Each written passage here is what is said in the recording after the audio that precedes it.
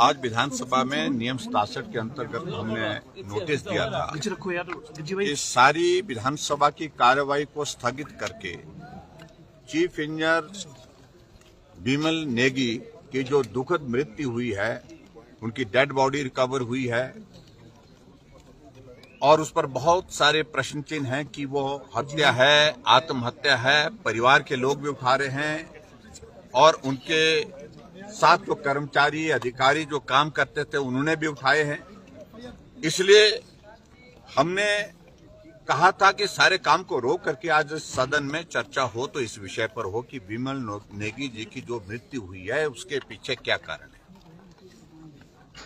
लेकिन हैरानी हुई जब नोटिस पर स्पीकर साहब ने कहा कि चर्चा नहीं हो पाएगी, अगर मुख्यमंत्री जी ने कुछ कहना है तो वो कह सकते हैं, लेकिन मुख्यमंत्री जी ने बैठे बैठे इशारा किया कि मुझे कुछ नहीं कहना है।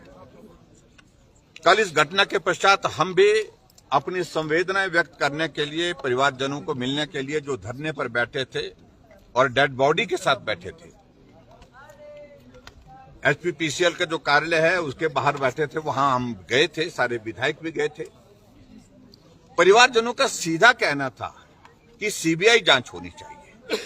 दूसरी बात उनकी ये थी कि जो अधिकारी हैं, प्रमुख रूप से 2 अधिकारियों के बारे में उनका कहना था कि उनका सस्पेंशन होना चाहिए और सिर्फ ट्रांसफर जो किया गया है उनको, उससे काम नहीं बनने वाला, उससे हम सहमत नहीं हैं।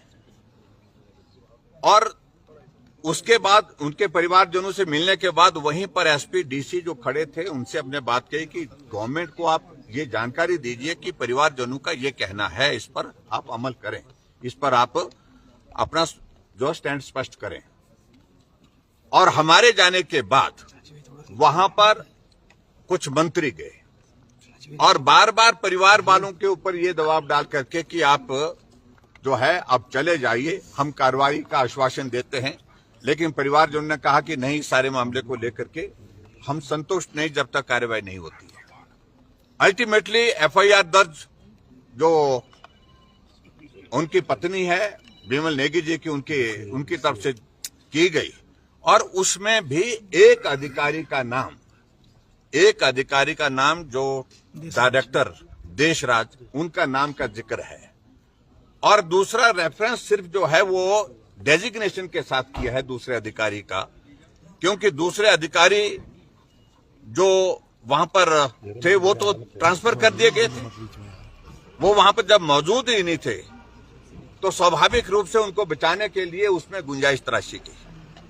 और आज जब हम इस विधानसभा के अंदर इस सारे मामले को लेकर के जब बात कह रहे थे कि एफआईआर दर्ज करने के लिए जो आग्रह किया है परिवार में, उसमें नाम दोनों में एक नाम है, दूसरा नाम मिसिंग है, नाम नहीं है।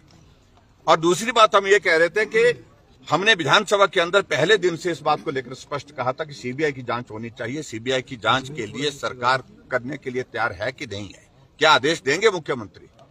तो मुख्यमंत्री जी ने इशारा किया बैठे बैठे स्पीकर साहब को, मुझे कुछ नहीं बोलना है।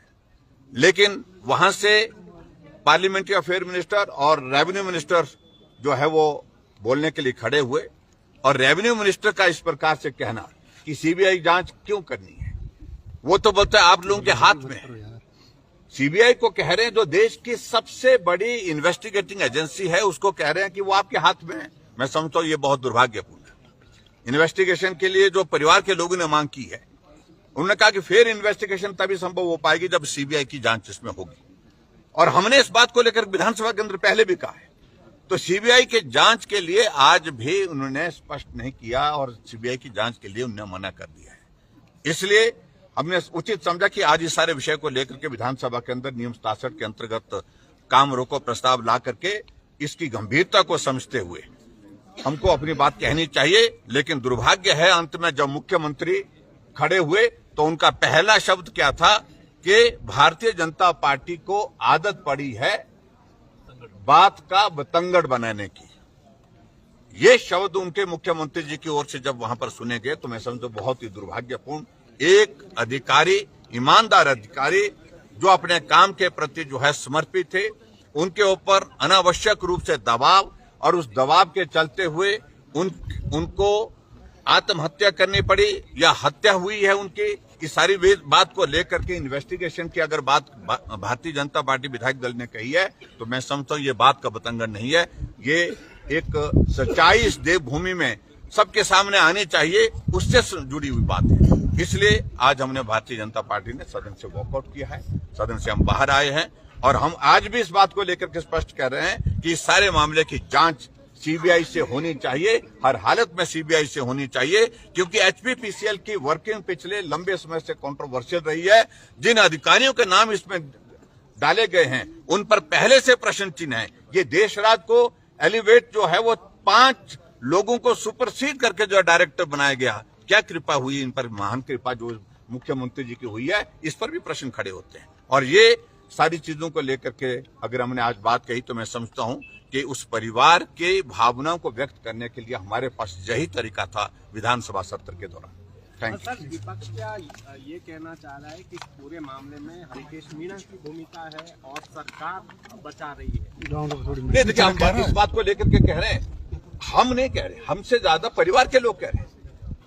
और परिवार के लोग कह रहे हैं, वो पीड़ा में है, दुख में है और स्वाभाविक रूप से उन्होंने इस दौर को देखा है प्रताड़ना का और उनके ऊपर जो दबाव का जो लगातार कई अरसे से चल रहा था।